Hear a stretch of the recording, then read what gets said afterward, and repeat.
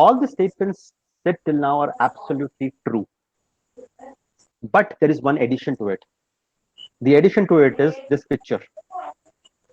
This is typically what happens in a software industry. What is this happening? Two people fighting, and it is saying, boss, it is not my fault. This was working in my standalone environment. Now, when we have come in and started our integration, things are not working fine. It is your mistake, not my mistake. From my experience in software industries of 15 years, I can very clearly tell you, in any project which is going through this phase of delivery or this methodology of delivery, 20% of the time is wasted in this because you are troubleshooting where the problem is.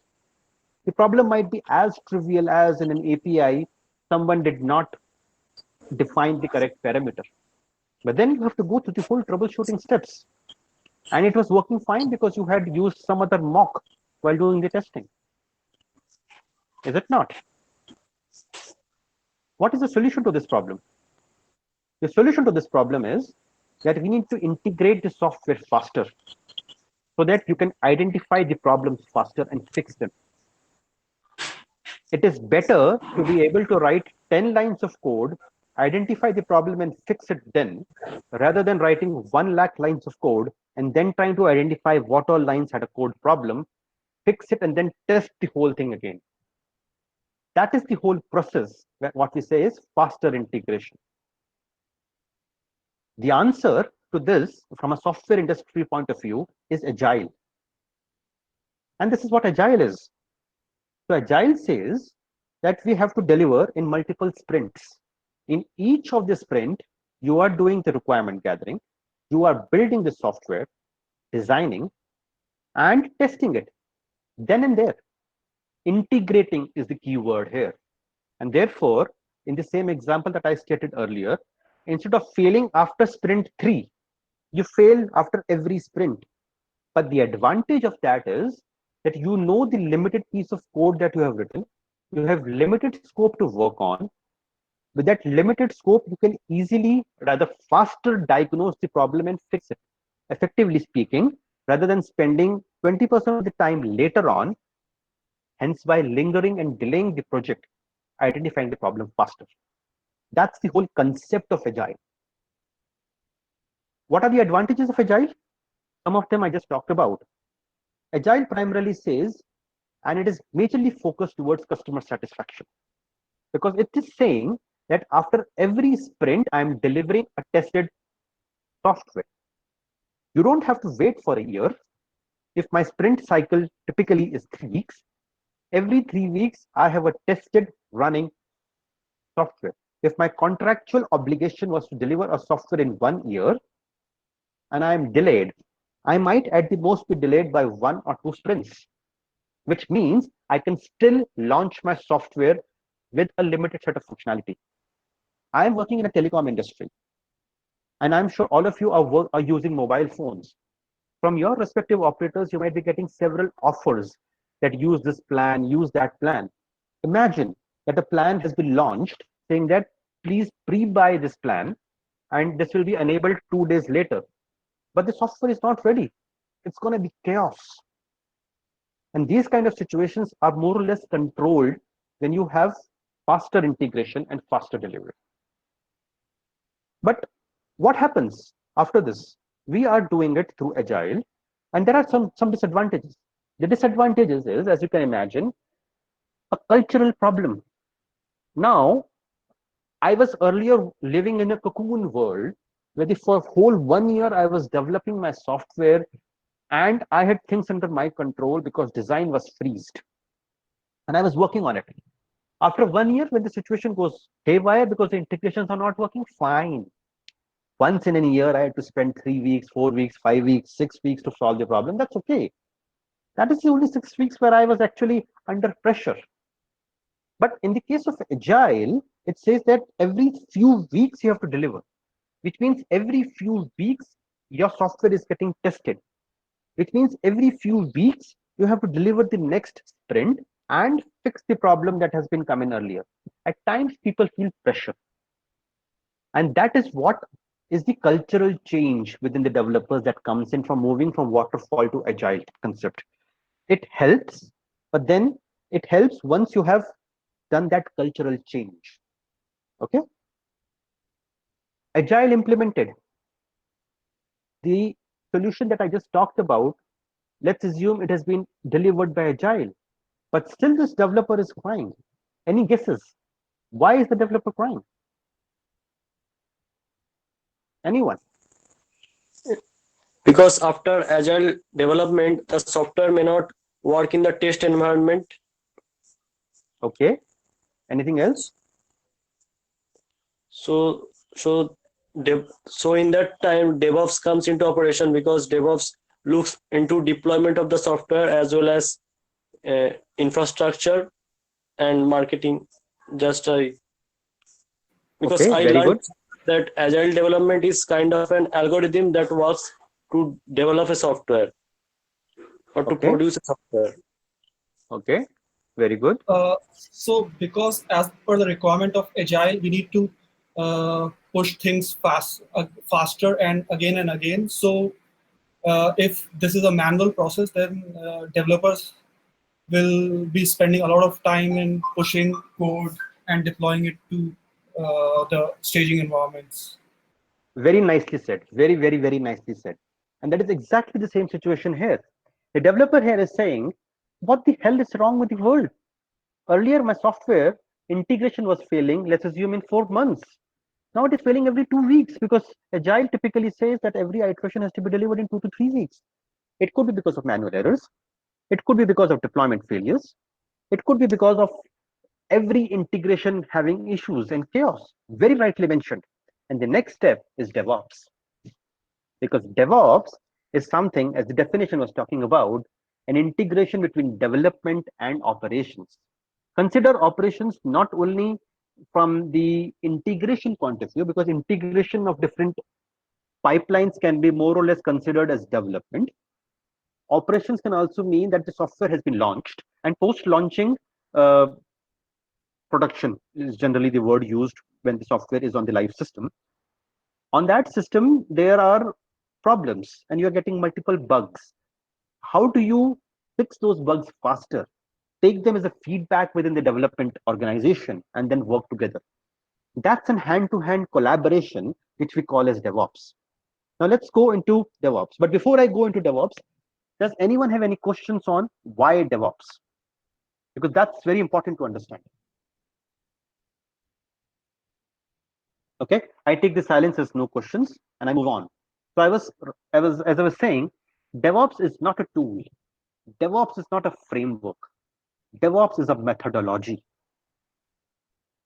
and it does not dictate any terms. It does not say do it only this way. It has a 1,000 ways by which it can be implemented.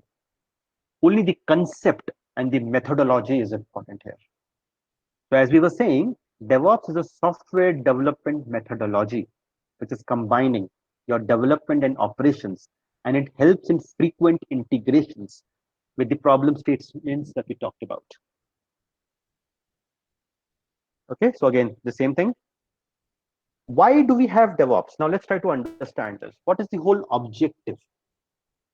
Is to be able to implement a comprehensive DevOps framework via which we have a consistency, a coherency across the whole ecosystem, which means that anytime I develop a software, I simply check in my code, and the process is so cohesive and so mature to that level that I don't have to do anything else. Everything else happens automatically. What are the other things that have to go by? The code has to get compiled. The code has to be checked for any systematic errors. It has to be checked for any security flaws. It has then to be compiled. It has then to be installed. It has then to be tested. It has then to be shipped to the market. All those things have to happen. And then don't forget, once it is shipped and installed on an environment where all the vendors are installing, that integration of the software should happen. That is the whole objective, so that you are able to do these things almost every day. Now, If in case you can simply check in your code and all these things happen automatically, can't you do it every day? I write my code today and I put a concept, or rather I put a guidelines there saying that every day you write a code, 5 p.m. you need to check in your code. 5 p.m. everyone check in their code, everyone's code compiles, it gets installed, and since all the software is there, the whole automation suite starts working. So I, on the same day, get my feedback that whatever code I wrote today is not working. These test cases are failing. It is so fresh in my mind. I wrote it today. I can fix it immediately. I don't have to go back and say, because I know yesterday's code was working, today's is not. And therefore, my troubleshooting, my diagnosis of the problem statement becomes very short. That's the overall objective. DevOps can also be seen through this picture. As I said, DevOps is the next phase of Agile, but that does not mean that DevOps cannot work in a waterfall model. It can work. Let's be clear on that. But it is mostly recommended along with Agile. And when I say Agile, the concept like user stories come to the picture. And as you can see in this slide, it is primarily saying that a user story or a new requirement has come in. It has been developed. It has then been integrated. It is then being getting tested. It is then getting deployed. And then the software is getting shipped. The moment the software is getting shipped, you test it end to end through integration. And that is where you get the feedback. That feedback can result into some bugs getting fixed, or might get a feedback saying from a customer that, no, this is not how I wanted. I wanted it this way. And then we might say, no, but as per the contractual obligation, this is not a bug. This is a change request. So pay me more. He said, oh, yeah. I did not understand earlier. My apologies. After looking at the software, I'm able to visualize my requirement furthermore. And therefore, I pay you more for an additional requirement. And this is another user story. So that comes an end-to-end cycle. That's what software development delivery pipeline looks like from an end-to-end perspective. Okay, any questions on this slide? Feel free to unmute and interrupt me for any questions. Okay. What are the keys of continuous development, continuous testing? What is, sorry, can you repeat the question? What are the basic elements? How do you continuously test your code every day? Means. Okay, so a very good question. So now let's take it this way. I'm a developer. I've written my code, and there is a CI/CD, which is continuous integration, continuous deployment pipeline running. This is the pipeline that I'm showing you on the screen. So I'm writing my code every day. Every day I check in my code. So every day it gets compiled. Every day it gets installed. After getting installed, every day I run my regression suite. Whatever was running till yesterday, is it running or not? Written today, against that we have some additional test cases, which is called JUnit or an automation test case into it, and it is tested today. So I know today being the first day of my development, the code was written and tested. Now I go and write the code tomorrow. When I write my code tomorrow, under continuous testing, it will test my code of yesterday because it is now a part of the continuous JUnit or testing. And it also tests my today's code and so on and so forth. So primarily speaking, I'm delivering my code every day. If I don't deliver it every day, alternative day, every week, every 6 weeks, whatever is the methodology that we define from that point of view, not 1 day, 1 hour, 1 day, if your software is and how fast you can deliver it. The whole intent of continuous testing is that it is testing today's code and doing the regression of whatever was delivered till date. Is that a question? Okay. Any other questions before we move on? Okay, then. Hi, Amit. This is Kujit. Yes, please. This what you have been telling is in reference to the software development, right? Is it beneficial also, like if one production operational Go ahead. and to operational, at that point, generally I have been seeing like there have been different teams for operations and different teams for development. So does this mean that you have to integrate both the teams, or the teams going to be still separate? Okay. So a very good question. But before I answer, I would like to understand a little bit more. When you referred operations, in that particular sense, uh, if there is a software bug, who is fixing it? Is it the development team or is it your operations team? Uh, if it's a big bug, then development team. But if it's a small bug which can be quickly fixed, then it's the operations team. Very true. So I hope that is giving you a hint of the answer that I am going to give you. So very rightly mentioned, from an organizational point of view, big organizations do uh, divide it into different departments. One department is a development department, which is delivering the project and then handing over to the operations team. Operations team primarily takes care of what is happening to the software post it has gone live. And as you rightly mentioned, small bugs or maybe some restarts or some configuration changes and kind of stuff are majorly handled by the operations team. And the software level major changes come in here. Now, the CI/CD pipeline will be effective and important in both the cases.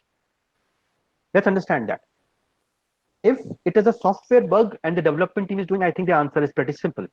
That the software team fixed the bug and it got installed into the production system, which is the live system. When it comes for the operations team again, the whole intention is maybe they fixed some configuration. That configuration can be installed using Jenkins or Ansible. Don't get confused for these people who don't understand these terms. I'll explain them as we go along the way. But I'm just answering this question right now. So any configurations which can be done automatically are put in there. And post that, I can still run my CI/CD pipeline, wherein it will go to the production system, run it.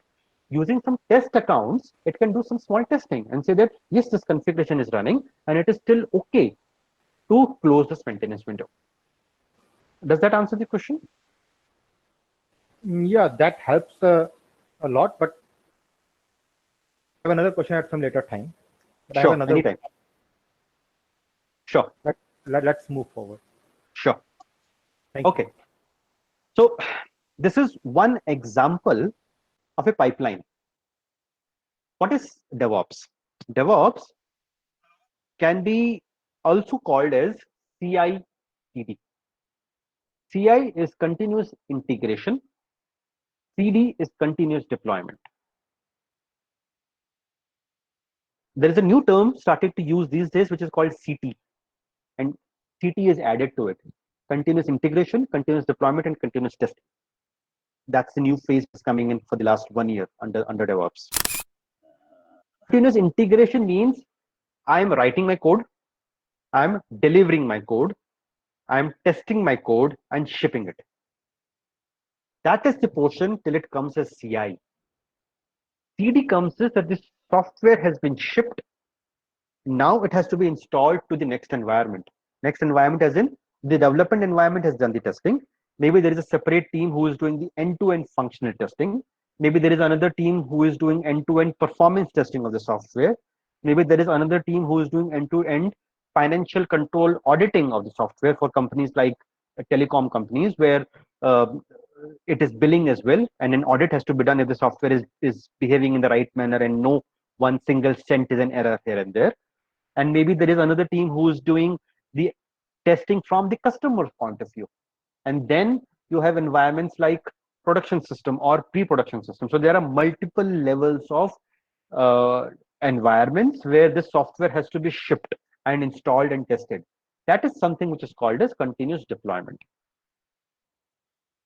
A typical pipeline, and this is just one example, consists of all these tools. Now let's try to understand this. And please interrupt me if you don't understand it anywhere, because this becomes the basis of anything else that I explain henceforward. Interrupt me Yeah, right away. I have a question here. Yes, please. See, already we are what we are following is a staging server, then a test server, and then a production environment.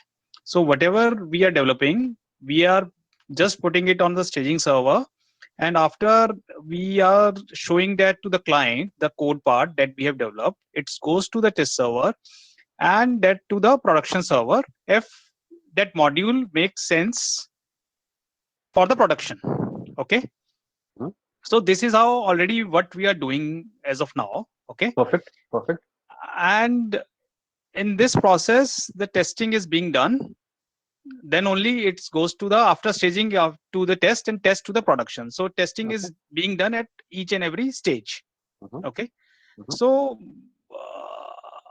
so I think that 50% or 70% what you are talking about DevOps is already what we are doing, or we are missing some link in this.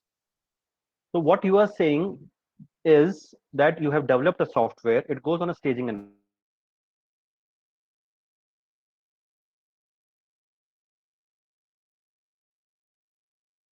Iteration cycles, 6 week iteration cycles, Yeah, 3 to 4 weeks. Yeah. 3 to 4 weeks. And every 3 to 4 weeks, you are taking it on staging. Yes. Perfect. So every 3 to 4 weeks, you develop and you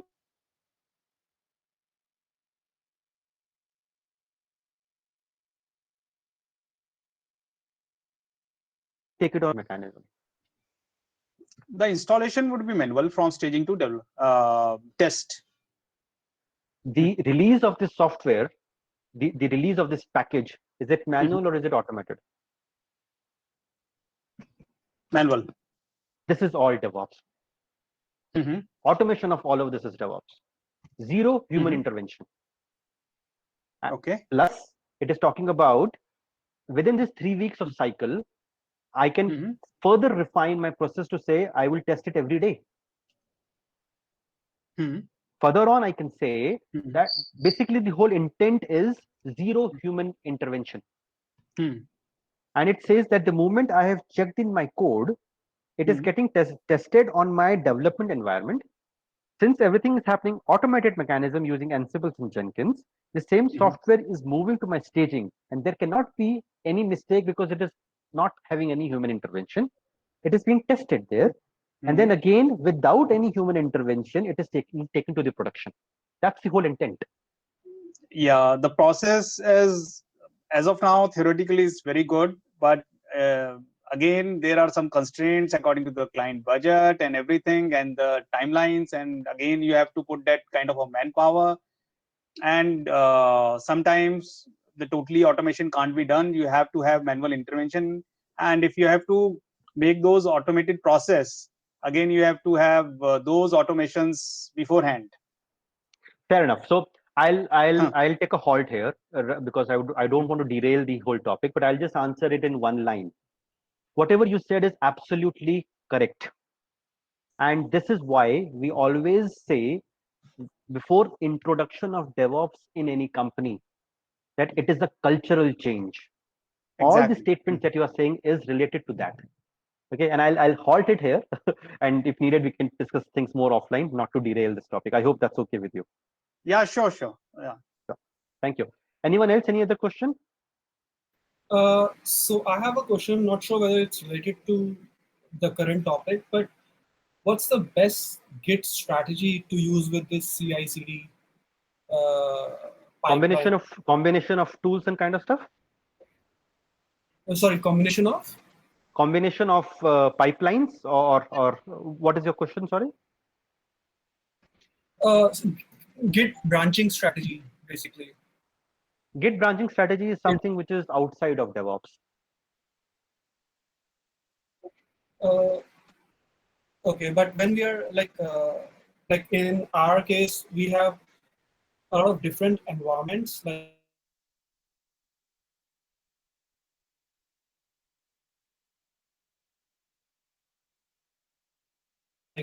Agile, say you can ship when it's completed to production. So in many there are a lot of incomplete features are in the dev branch or QA branch. So we don't want them to be pushed Yeah, I understand. completed So features over I'll there. sorry, I'll So interrupt you there. Absolutely right. And as I was telling you, all of this is a branching strategy basis on from where you pick the code and from where you start compilation of the code and start it. The session that I am taking today, and of course, if needed, we can have a separate session on the branching strategy. But I would like to keep that outside this peripheral. What we are covering in this okay. area is that the code is there in GitLab. From there on, we are taking to DevOps. But what you are saying is absolutely right. Even in GitLab, you will have to have several branches, mergers, and then things work in. So you're right on track there. Okay, sure. Okay. So in the interest of time, I think I'll start on the essence now. So this is how a typical DevOps pipeline looks like. So concepts like, or rather tools like Rally and Jira are the places, or you can use anything else. That's how flexible the methodology is. I am taking examples of Rally and Jira because they are something which are industry-wide uh, accepted standards. But you can use anything else as well. This is where the requirements are captured. You talk to the customer, and there's a requirement capture. Let's say I need to create a new laptop. That's it. A Windows laptop, Linux laptop. It's a high-level user story being created. It's not actually a user story. It's epic, but for the purpose of this discussion, I'm considering it as a user story. And then it can be further divided into multiple tasks and things that have to be done, which can be divided among multiple sprints or multiple teams and multiple people within the team. All these things can be captured within Rally and Jira. What all has to be done to deliver this project? The developer picks this information from Rally or from Jira or from any other tool and starts writing his piece of code here. When he writes his piece of code, he then checks in his code in GitLab. I'm sure everyone is aware of GitLab. GitLab is a source code repository. Of course, it has multiple more functionalities, but for now, for this purpose of this discussion, let's consider it as a source code repository. From this source code repository, the moment the code is checked in, it then has to get compiled and a static code analysis has to be done for it. Are you following industry-wide standard practices or not? In this particular example, what I'm saying is I have used Jenkins. So GitLab, from GitLab, I'm creating a trigger which is calling my Jenkins, which is calling my Rundeck, which is calling my SonarQube. Why is it so complex? I could have picked a very simple example. GitLab could have directly called SonarQube. But in this example, what I'm trying to tell you is you have multiple tasks to be done. One is, in this case, GitLab, where you're storing the code. The other is SonarQube, where you are doing the static code analysis of your code. The other is JUnit, where you are doing your unit testing. Then the other is tools like Maven and Gradle, where you are compiling or building your code. And then there are tools like Artifacts, where you are storing your final shippable package. And then you have tools like Ansible, which are deploying it. Now, this is all in a normal software practice perspective. Consider it like a if-else logic. If this, then do that. If this, then do something else, or else do this. Consider it like this. What is this called? This is called the brain of how the logic needs to be worked. In other words, it is called as orchestration logic of how to orchestrate between this pipeline. It is flexible. Within this pipeline, if I choose to remove SonarQube today, I can do that. And therefore, we call it a methodology. And this orchestration can be done through anything. Today, DevOps is such a big buzzword that every tool that you see on this screen right now is fighting for its space for DevOps. And every tool is launching its new release every other month. Today, GitLab can do the orchestration, Jenkins can do the orchestration, Ansible can do the orchestration, Rundeck can do the orchestration.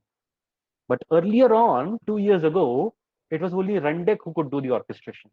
And then companies like Jenkins and Canosso said, why are we left out? Let us do this. Orchestration today can also be done through GitHub. So use this slide as an example. But this orchestration in today's context can be done by any of these tools. But the intent of a DevOps or a CI/CD pipeline is that the code should be written, it should be compiled, there should be SonarQube analysis or static code analysis, which it can also do for security scanning. It can do some JUnit testing. It should be able to compile the code after that. Once the code is compiled, it should be able to ship the code. Once it is able to ship the code, it should be able to automatically deploy or install it. All of this should happen in a sequential manner, if else. If anything fails, the pipeline stops there and it gives the feedback right away to the developer. Imagine a situation where the developer has written a code, a simple calculator is a code which has addition, subtraction, multiplication, division, simple functionalities. The developer has written the code, he has checked in his code, and then he has gone for a stroll and is having a cup of tea. Once he comes back, it has been tested and a feedback has been given. Yes, all your regression suite, all your testing is working. This this this calculator is working, or this methodology or this calculator is working on Windows machine, it is working on Linux machine, it is working on Mac machine. It has been tested everywhere, and he gets that feedback. And he says, "Okay, now my basic calculator is ready. Let me go for a scientific version, which I developed the next day."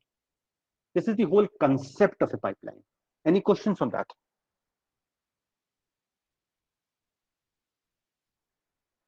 Any questions on tools, which I mentioned here?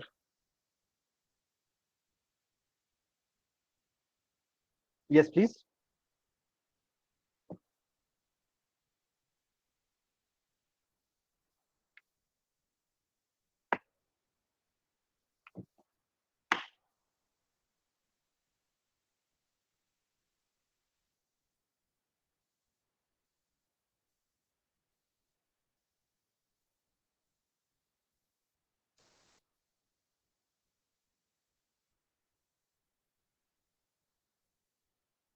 Okay. So to answer that question, I will ask you a question. Assuming you are a startup company, and I give you a job of writing a calculator.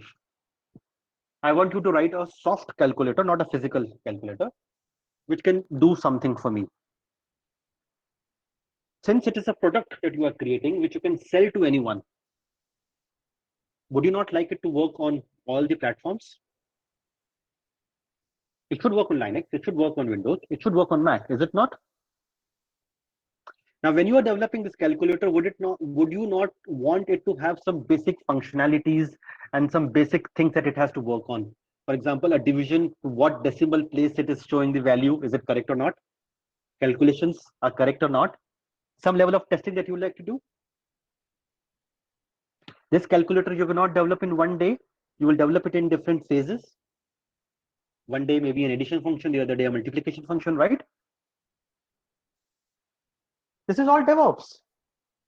Day one you developed something, it is testing it. The other day you developed a subtraction function, it is testing addition, plus it is testing subtraction.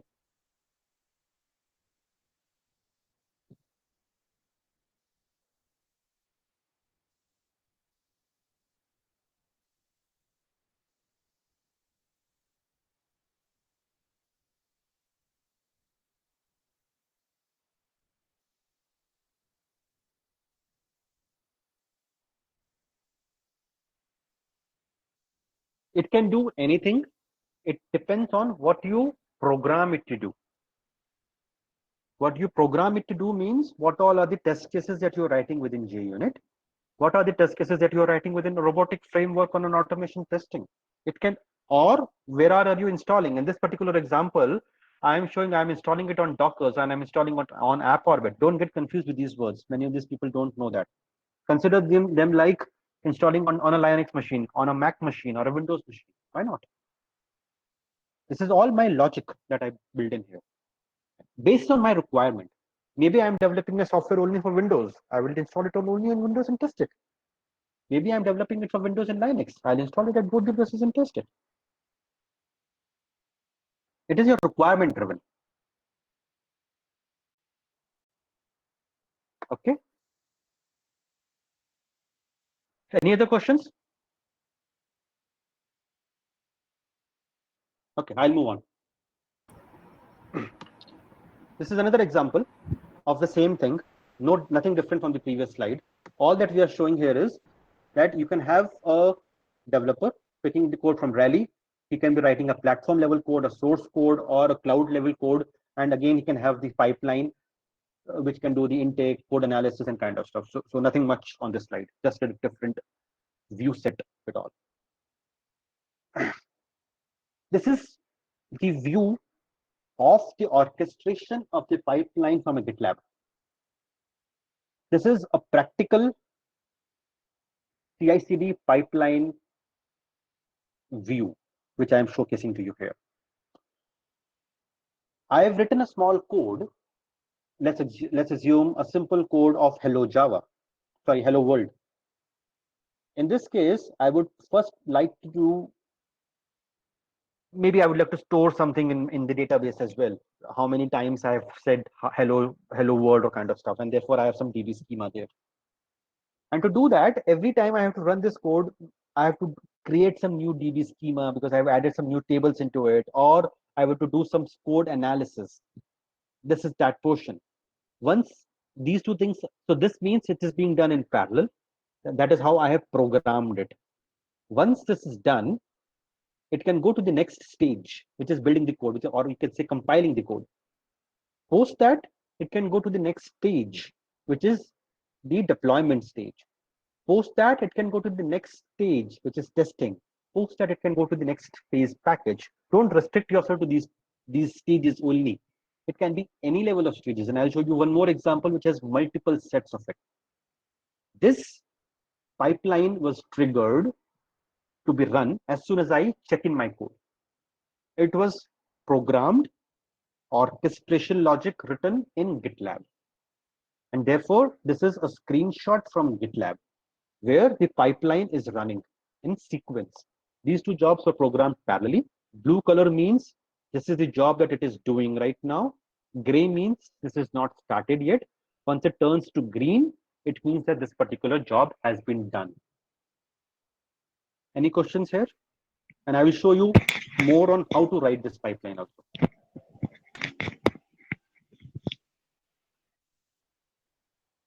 Any So questions? they are unable to see the slides of yours. So can you please show them? Is it? Yes, the screen is not visible. Your slideshow.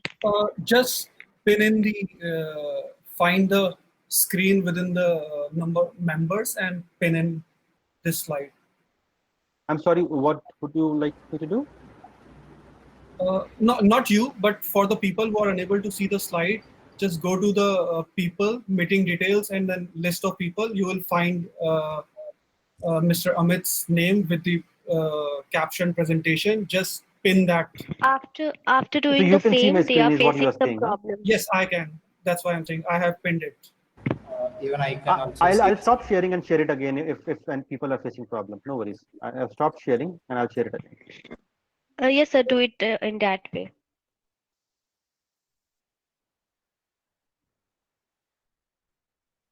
Let me know once you can see it again. Yes, sir. Now it's visible. Okay. Do you want me to repeat this slide? All that I was explaining in this slide is for those who were not able to see it earlier, is that there are different stages.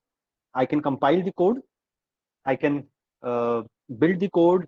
I can deploy and I can test it. This is one of the practical examples of how a pipeline looks like.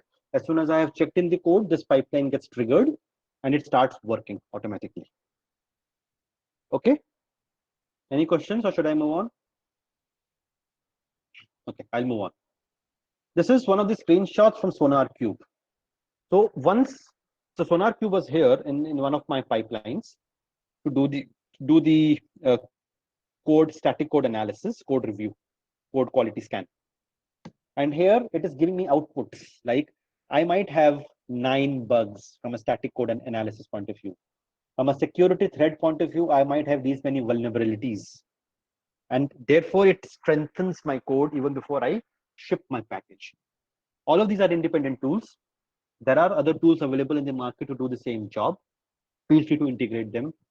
It does not bind you or restrict you to these tools alone. So to summarize, before we go into a lot of details of DevOps, what is DevOps? DevOps is collaboration between development and operations. It is automation. It is about the infrastructure or code getting deployed. All those things are DevOps. Okay. Any questions on the overview before I deep dive a little bit now?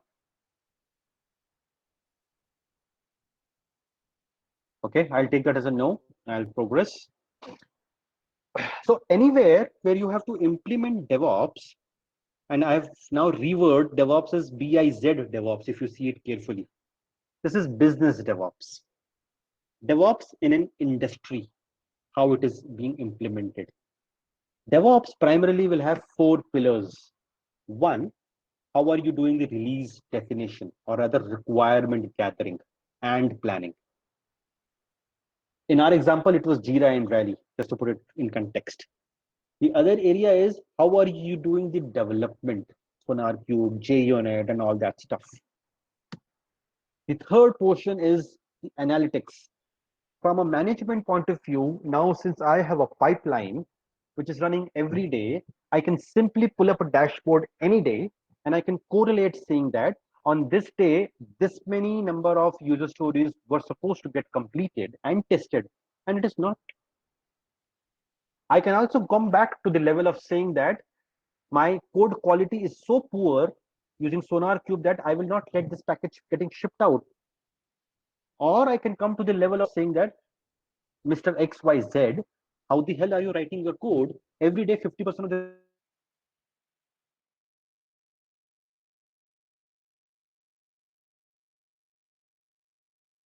regard that the whole pipeline and the engine works smoothly.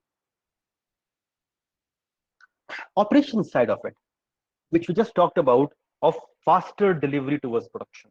So these are the 4 high-level pillars that we talk from a business DevOps point of view for an implementation. Now let's go into the tools. And when I go on these slides, guys, I will brush through these slides. I will not spend much time on it. If anyone has any questions, interrupt me and I will be happy to answer them. Otherwise, I'll assume that most of you are aware of these tools from your academic level or the organization that you're working on. But interrupt me if you're not aware of those tools, and I'll explain it. Okay. The first one is Git. Git is something which is used for your branching strategy. We all know that this is a place where the source code is saved and you are able to create multiple branches, merges to be able to do all the work. Within Git, you have a concept of Git runner, which most of you might not be aware of. And let me spend a minute on this slide here. I showed you a pipeline earlier, and this is where the pipeline has been written, coded, programmed. Stage number 1 is build. Stage number 2 is tested. And stage number 3 is deploy. These 3 stages will appear on that GitLab screenshot that I showed to you in the same name. So whenever I check in my code, of course, I can have multiple triggers. But in this example, I'm taking an example of check-in. Whenever I check in the code, it will first build my code, and I have to write some code here. And it will say, how do I compile your code? There is a script. This is an example of a C++ code. Everyone can understand. It's a G++ main.cpp which has been done. This is what it has to do to build that code.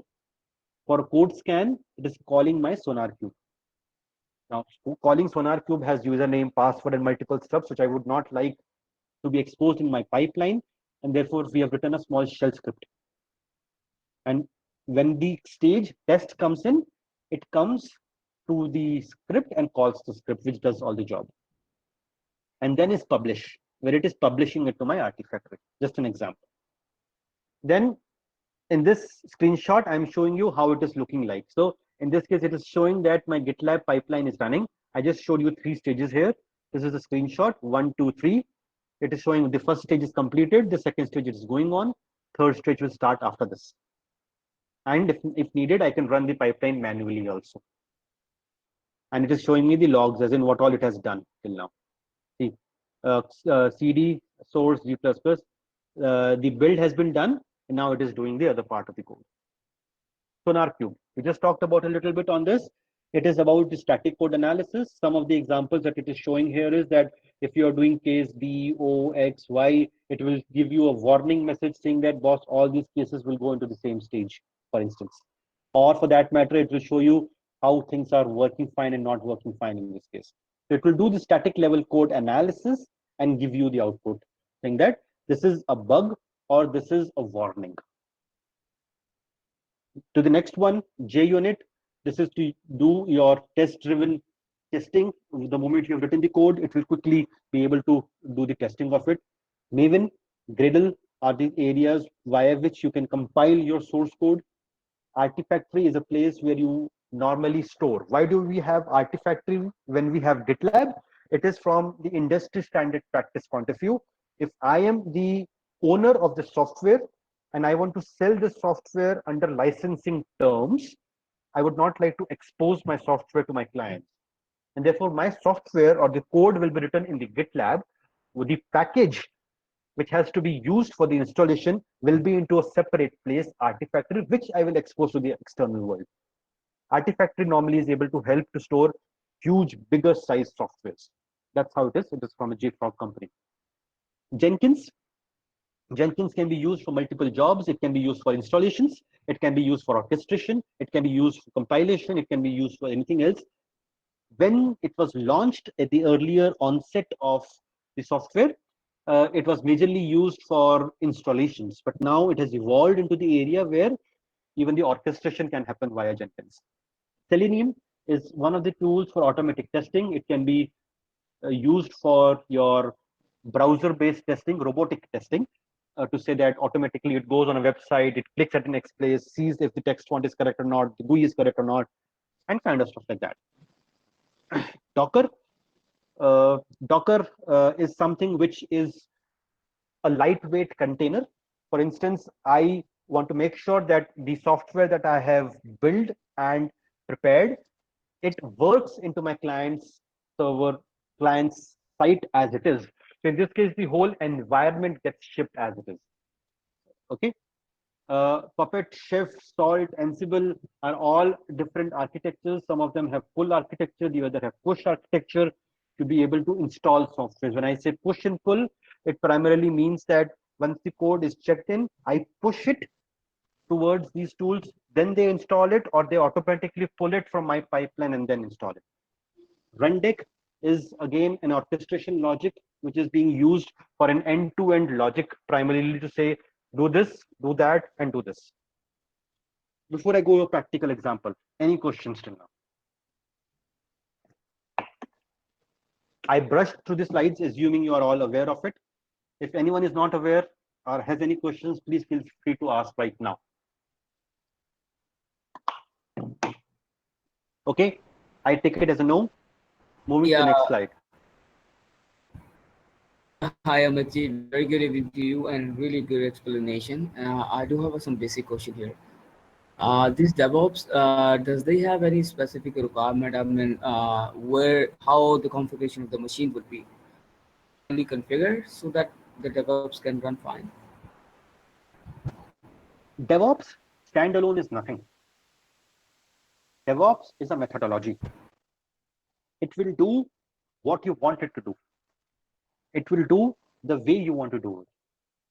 It will do when you want to do it, the way you program it. It will not dictate any terms. It will not tell you that X number of test cases should be run. It will not tell you that these many number of vulnerabilities or warnings are okay in my code. to test it, you can program it to say, if my code coverage in my testing is not more than 89%, then the pipeline should fail. You can program it to say that if it is not tested on both Linux and Windows, then it should fail. You can program it. It does not dictate any terms. This is a methodology which enables you to run things from one end of the pipeline to the other pipeline automatically. Okay. Anything else? Hi, Amit. Yes, please. I have two queries. One query is that you have mentioned orchestration, so I'm not really able to connect with that. What does it exactly means?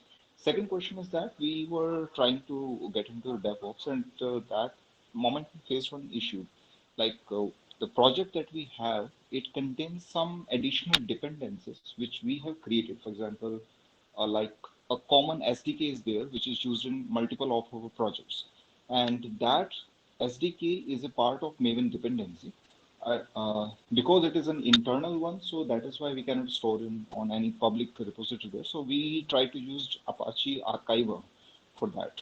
So instead of using that, is it better to use Artifactory or any other paid service, or is it fine to have something like that only? We are So not again, delivering it to any client, it is just for the internal purpose only.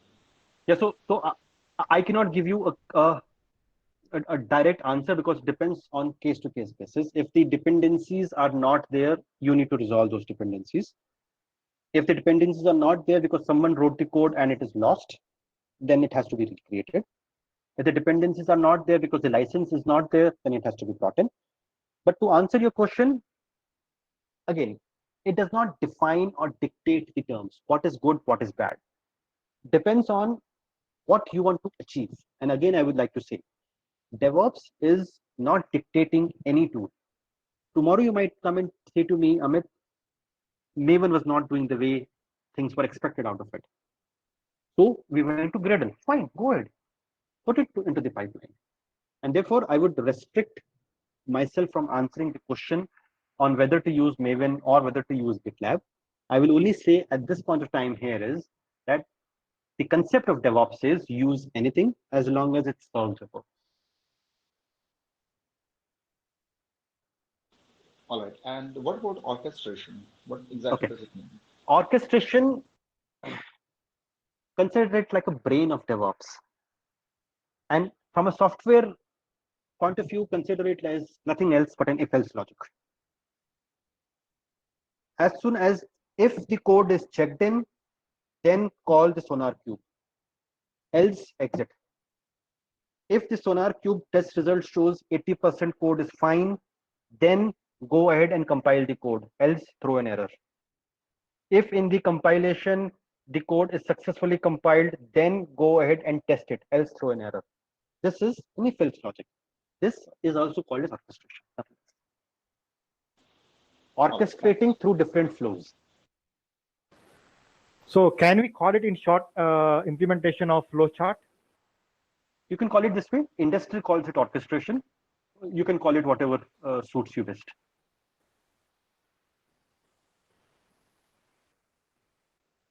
Okay, any other question?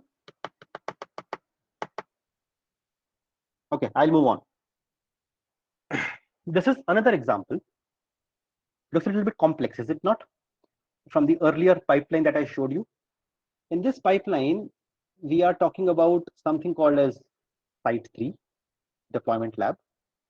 Then we are talking about something called as downstream. Then we are talking about something called download, then backup, then check diff, then upgrade, then post checks. Before I open the actual source code, does anyone want to guess what is happening here?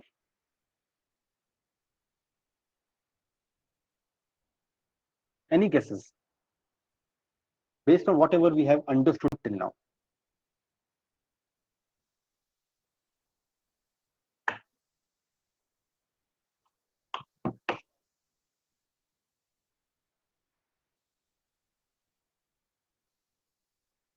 Very true. Anyone else want to say anything else? Any other observation from this slide? It could be like generation of the log files whenever each step is completed. Okay. Any other observation? There's a very stark observation here, which I would like you guys to notice. Any other observation?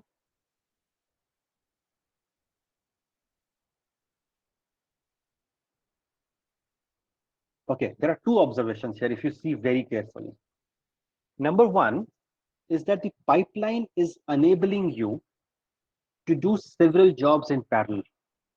Because normally when we use the word pipeline, it means that do this first and then do that. And the way I was also explaining if-else logic. That if-else logic is download, backup, check if, upgrade, post checks. But within this pipeline, I can take several backups at the same time. I can do several check if at the same time. And then, basis on my brain, orchestration brain, my pipeline can decide if it has to install only one component or all components. Did you notice the other portions are black, but only this is green? And as I was saying earlier, green is something which is processed. So in this case, the actual software upgrade happened for only one component. It did not happen for the other components. Any guesses why?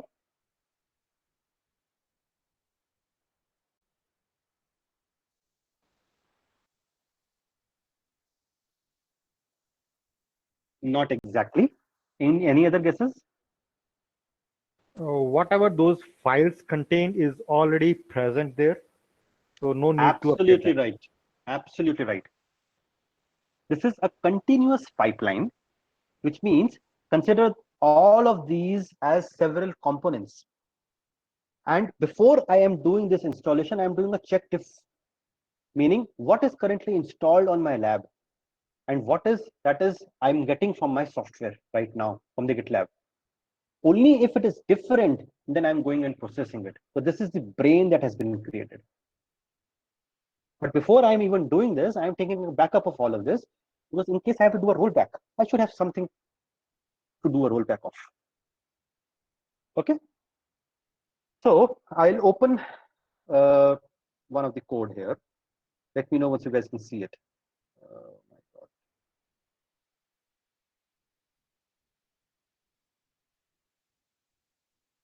Okay, can you guys see it?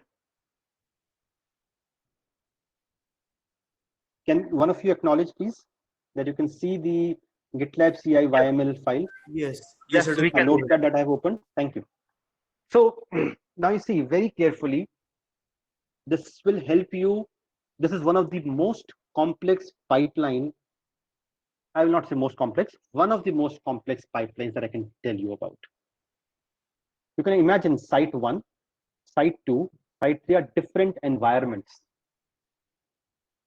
Consider one of them as development environment, consider one of them as staging environment, consider the other as performance environment, consider other as production environment. You see, I have Polaris, which is production. I have Titan, which is production. Different environment names is what I have written here. Against each of the environment, I'm defining the variables. What are the variables? Download, backup, check if, upgrade, post checks. In a way,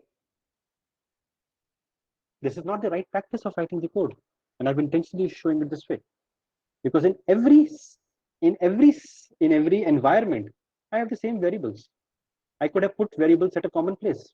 It can be done. But right now, it has been put under site 1. In case there are any differences, we can always do that. When will this be triggered? This will be triggered when, so the moment site 1 is called, there will be a trigger which gets called. And that trigger is to include site 1 specific YML file. The site 1 specific YML file will have the logic or the pipeline that has to be run on site 1. On site 2, I will have the site 2 logic. Now, if you see on the slide, you see site 3 here. So while selecting this pipeline, we selected site 3. We gave it as an input, and therefore it went to site 3 directly. So this is that site 3 which is visible here. That complex logic can be derived here. And in this case, what is the environment variable that I am passing? Site1. This is the only difference between these variables. So once my site specific configurations are done, then what we are saying is, this is site 3 specific code. So site 3 YML.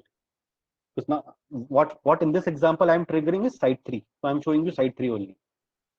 What will happen within site 3? The first stage is download. You can see this download. The second stage is backup. You can see this backup. The next stage is check diff. You can see this check diff. The next stage is upgrade. You can see it. And the next stage is post checks. I might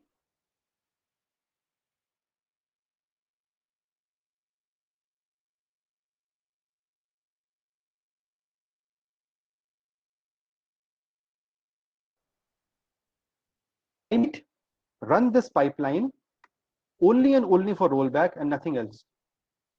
Based on my backup. Based on how it is a small change and everything else is done automatically. You don't have to go to the developer and saying, boss, what all did you install? What were these versions that you installed? I need to do a rollback. How do we do it? All of this is here. No intervention required. Just is giving the triggers on what needs to be done at that phase. What is happening within the download phase? Within the download phase, I've called a stage called download. There is a script which is being called. The script is site.yml. Inside this, I'm doing all the downloads. And the parameter that I'm passing inside this is that, yes, go ahead and download, please. I might call site1 without download also for other purposes. For example, I'm calling here. In this case, the default value of download will be no, but backup is yes. And therefore, the same code can do multiple things. Consider it like a function call. The second thing, if you see in the screenshot, under backup, so many things are happening parallelly.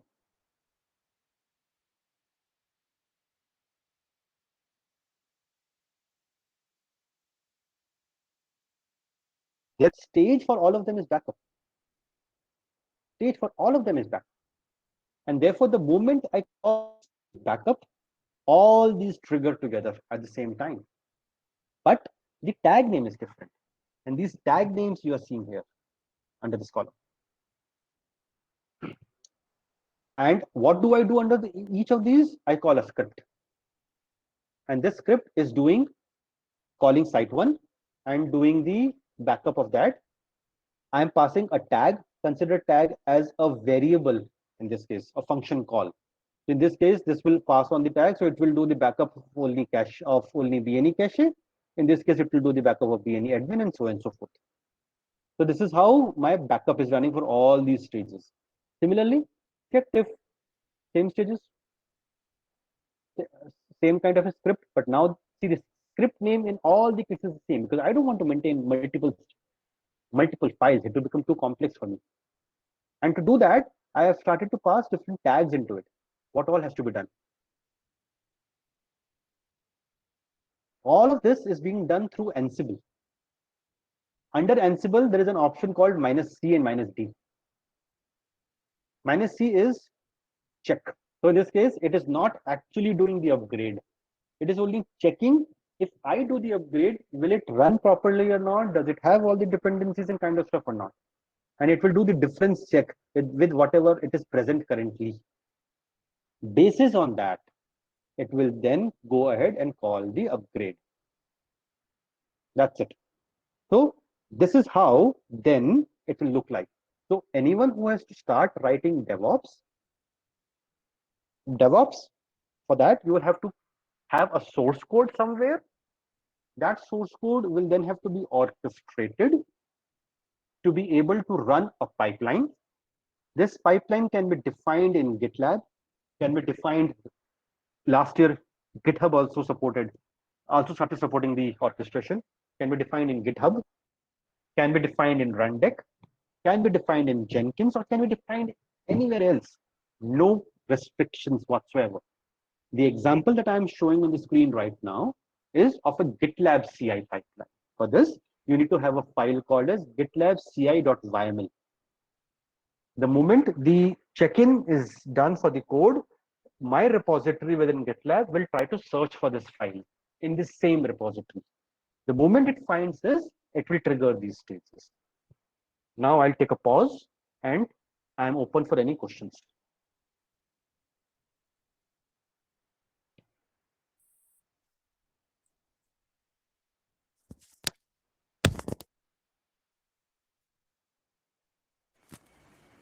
Any questions or should I move on? Okay, I'll move on if there are no questions. So that concludes what is DevOps, why do we need to use DevOps, and how to implement a pipeline, one example. In the next slide, I'm taking one of the practical examples of what are the advantages of using a DevOps practically.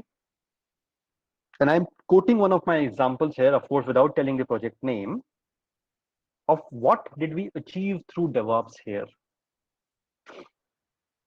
Schedule variance is the delay from the actual committed date of a package or a software.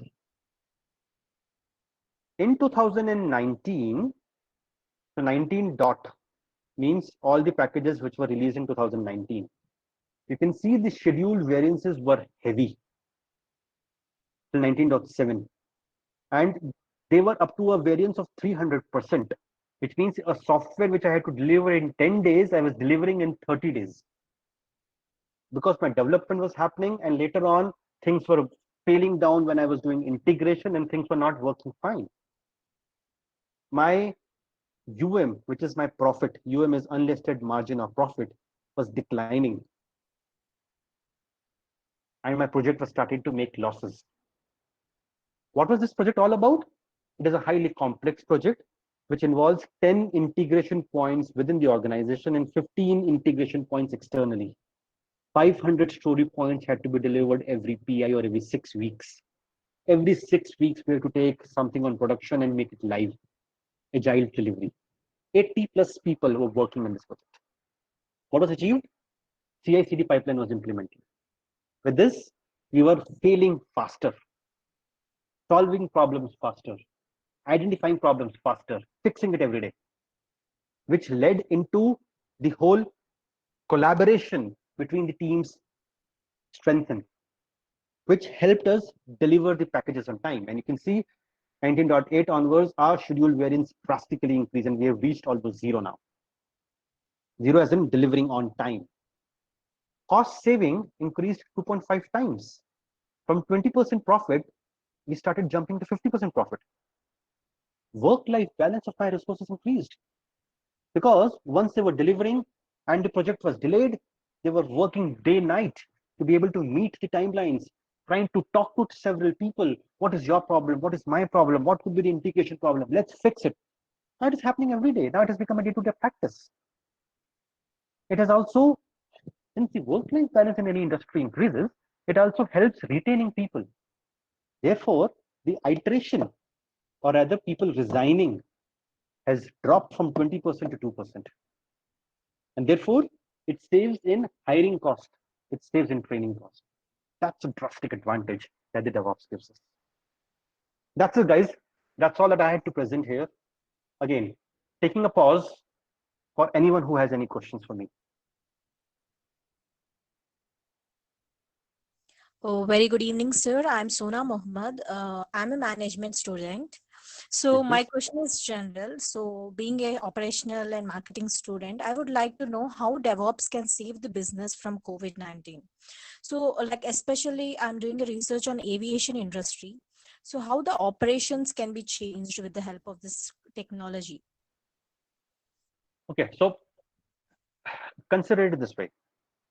When we are working under, I mean, pre-COVID situation, people were sitting together in an office in a confined space, talking to each other more, collaborating, discussing issues officially, unofficially, and delivering the softwares. Despite that, there were issues in the software. Now imagine a situation where everyone is working remotely and not interacting with each other. COVID situation. Yes. which will increase your coordination requirements, which might not meet that. And therefore, the software will fail. Now, in this example that I'm saying, COVID has launched in this period, 20.2. Despite that, my project is working right on time, right on bang, because it does not have human intervention. I write my code, I get my feedback right away. I don't have to wait. Oh, XYZ. Have you compiled your code? Have you written this? Have you done that? Only once you do that, I will get my feedback. So it, in that perspective, helps in automation, helps in ensuring on-time market delivery, helps in ensuring quality deliveries, and thereby helping in the overall situation. I hope that answers the question. Yes, sir. Like when if we focus on the aviation industry, how can they restart the operations? I am not an expert of aviation industry and would not like to answer that question Yes. from an aviation point of view. Yes. Thank you, sir. Thank you. Any other questions? Good evening, sir. Yes, please.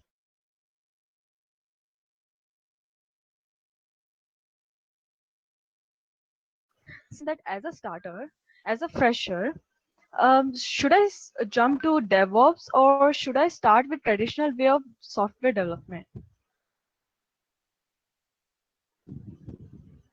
DevOps or you don't learn DevOps. If you have to pass the interviews, selection process in any organization, needless to say, you need to know how to write softwares and the logic and all that stuff. But if you know DevOps on top of writing the software, what I can guarantee you is I've been doing a lot of hiring myself. You will get an edge in the hiring process because a person who knows DevOps gets a preference in hiring.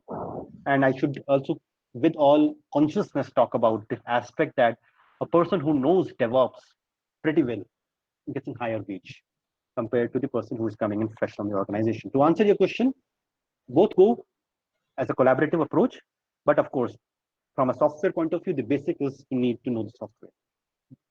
DevOps will not help you if you don't know how to write a software.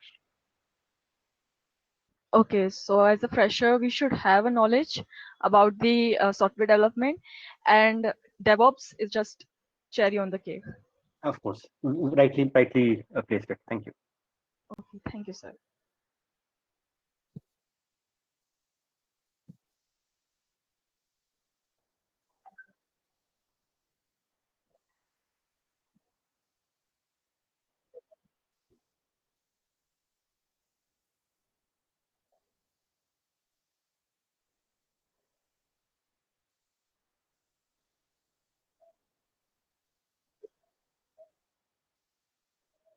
Anywhere. So in this particular webinar, I have primarily focused on DevOps from a software point of view. But if you are interested from a admin point of view, DevOps is applicable even there. So from a system admin point of view, there will be concepts like installing virtual machines. And those concepts can also be done using DevOps. But I would recommend that in case your mind is set towards that, then you should also learn two concepts called as Dockers and Kubernetes. That will help you in system admin.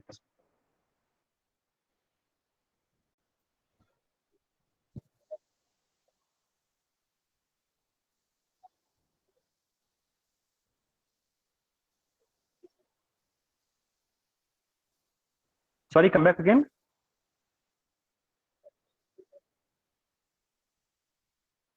Again, case-to-case basis, and I think we'll take it other ways. But yes, it's case-to-case basis. I mean, I can't answer a simple yes or no without understanding the context. And I think we'll take it later.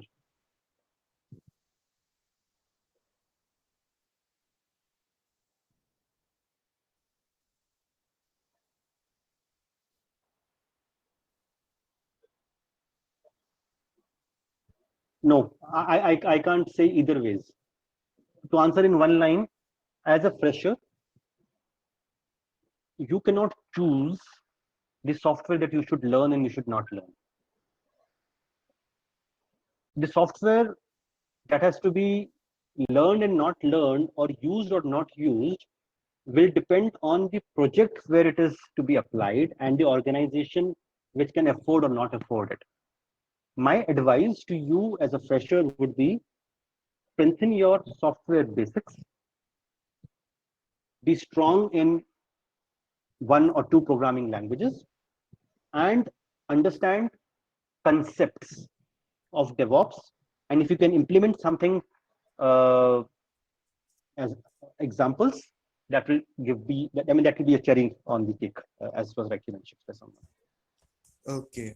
So Shifali Mittal has a question. In this pandemic situation, what should a DevOps engineer expect regarding the job opportunities and monetary benefits? Okay, a different question from the course point of view, but yeah, there is. Let me put it this way: pandemic is doing. I don't know how should I phrase it. Pandemic in some industries is a boon, and in some industries it's not. Industries like telecom are blooming because of pandemic. Unfortunate, but that's true. Because industries like telecom need to do a lot of infrastructure investment, a lot of functionality development to be able to support the high surge in demand for internet. And that also depends on industries like TCS and HCL, which is on what kind of contractual obligations that are coming in. Pandemic is going to hurt some sectors, and we have already seen some sectors have been hurt badly. But my advice, if you are a fresher, is not focus on this perspective. Opportunities there. It is a caliber which will matter. Forget about all these aspects. Focus on your learning curve, and with that, I'm sure you will succeed in your life. Okay. Arpita Deb is asking that any place or anywhere or any reason at any time when Agile is preferred over DevOps. There is no comparison between Agile and DevOps. There is no comparison. Agile is a framework. DevOps is a methodology. Agile says that you have to deliver a software every X weeks in sprints.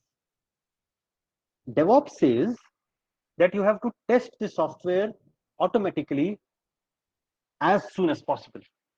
Even if I do a waterfall model, I can use DevOps in that. In a waterfall model, I can say I am delivering phase-wise approach every 6 weeks, and in that, whatever I'm writing today needs to be tested.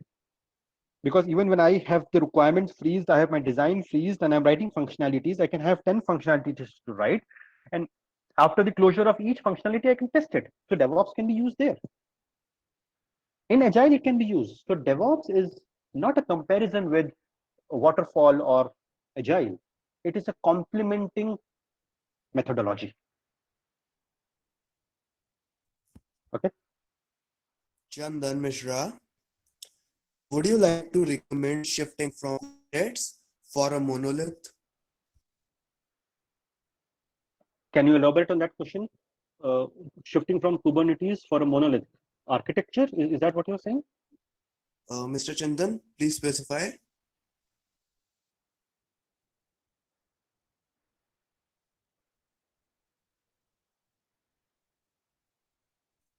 Yes, monolithic architecture.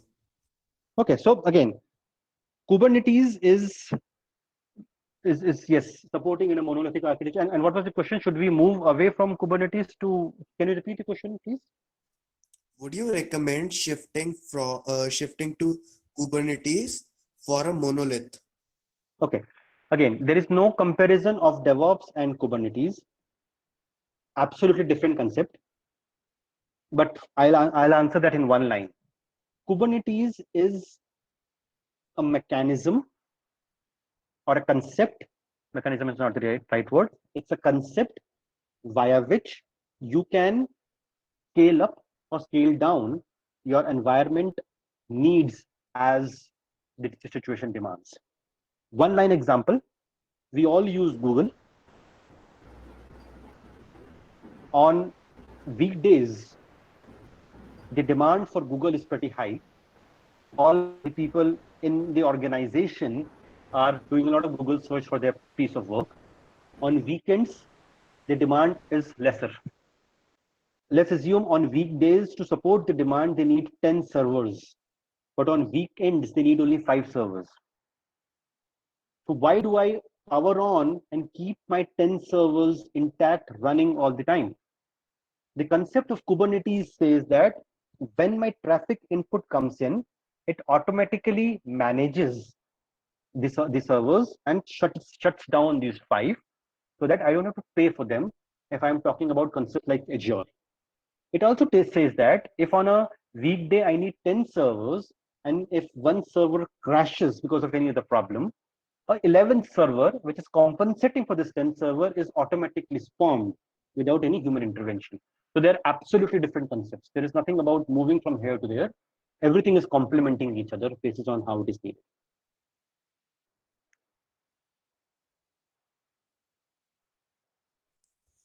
Shailesh Sinha is asking, does DevOps mean that a developer would be looking at the operations part too? No, it does not mean that ways. It depends on your role. DevOps is a collaboration between development and operations. This was Shailesh, right? Yes. So Shailesh, if you are asking this question as a fresher, I don't know what is your current role. If you're asking this as a fresher, operations is a myth in the minds of freshers, generally speaking. And I do a lot of hiring, and I'm saying this with consciousness. When we say operations, we generally see that as a low-end job. Operations, karna kya hai yaar? Restarts, body health, what it is about. Operations is not that.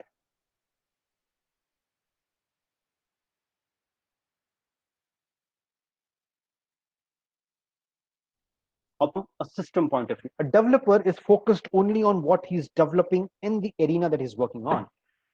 Operations guy is someone who is looking at the system running in the live system, talking to thousands of systems, and he has abundance amount of knowledge, and everyone cannot come in operations. But coming back to the question that you said, DevOps does not mean that a developer has to do an operations job. They are two absolutely different set of things. Operations can mean how are my ecosystems working, what do I need to change in my ecosystems and kind of stuff. Developer is about how this particular software is working.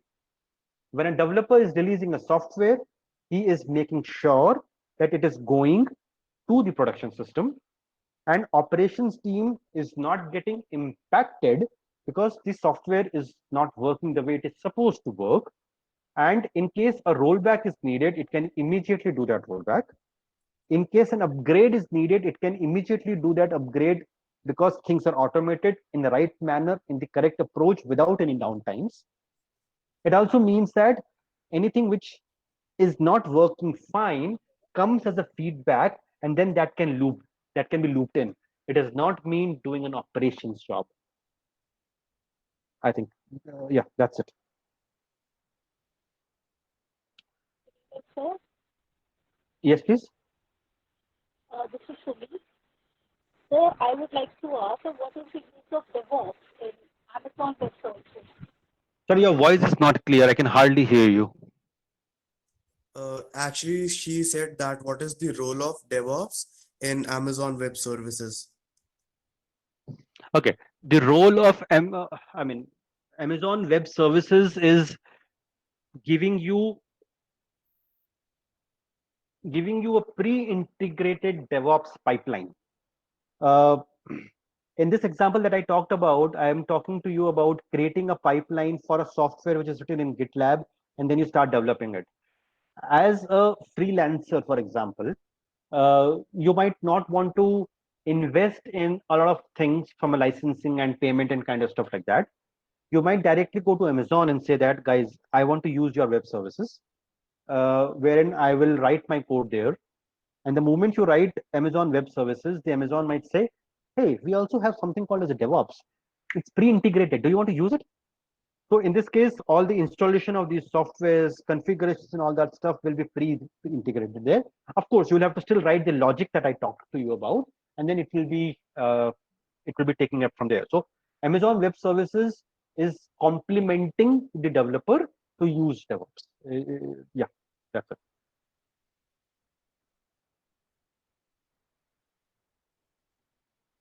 Okay, any other question?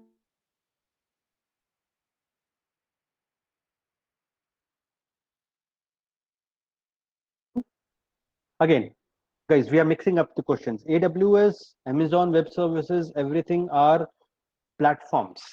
Talk about Azure. Why Azure? Talk about anything else. They are the platforms which are giving you space to write your piece of code. And many of these companies, in the earnest of competition, are giving you pre-integrated pipelines. So there is no comparison between DevOps, pipeline, Azure, or cloud, or anything of that sort. These are the platforms where you get pre-integrated pipelines.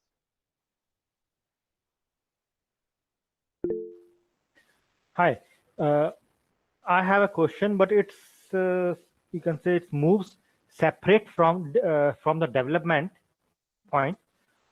Like in case of an operations guy. Yeah, go ahead.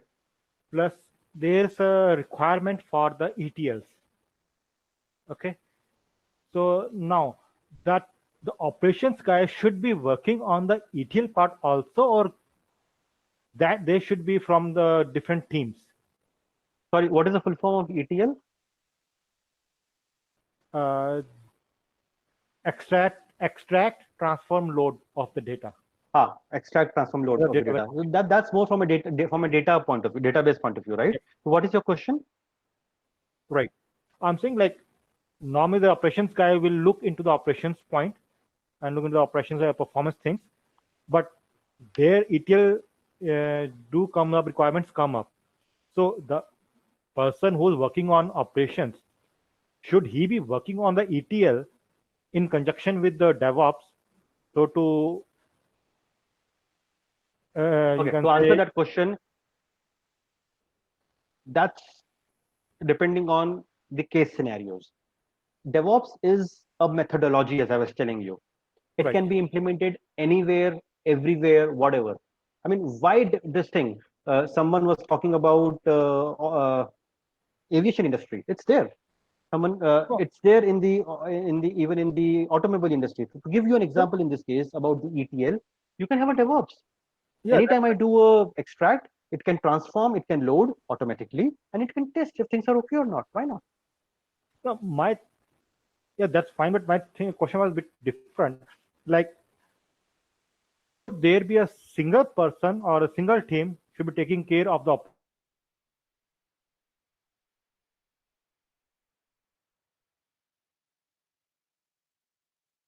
I think it's out of scope from DevOps point of view. That depends on what is needed and how organization would like to dictate it. I think, yeah, it will depend from case to case basis. Okay, fine. Thanks. Okay, so for any other queries, we are circulating a Google form. If you have any of the doubts, you can mention your question over there and we would be happy to answer it.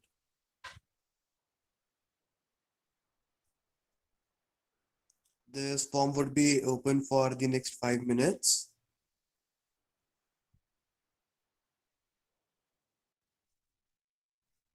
Sona, meanwhile, you can go for the vote of thanks. Sure, Rohit. Thank you. Good evening, all. As all the good things come to an end in life, so is the webinar. It's my privilege to have been asked to propose a vote of thanks on this occasion.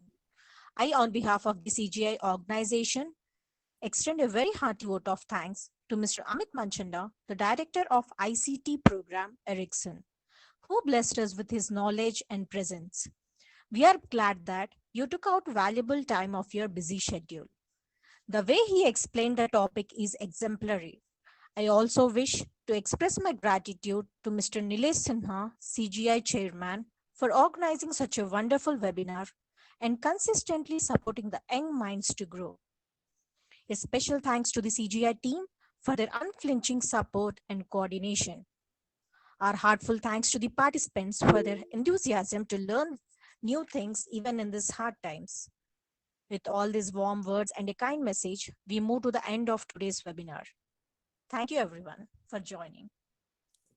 Thank you, everyone. Have a good day. One more form has been circulated for these certificates. Anyone who has attended this webinar, please fill the form and we will mail you the certificates. Thanks a lot. Okay, thank you all. Thank you for your time. Really appreciate you guys listening to me. I hope you guys learned from me. Thanks a lot, guys. Thank you. Thanks, Amit. Thanks a lot.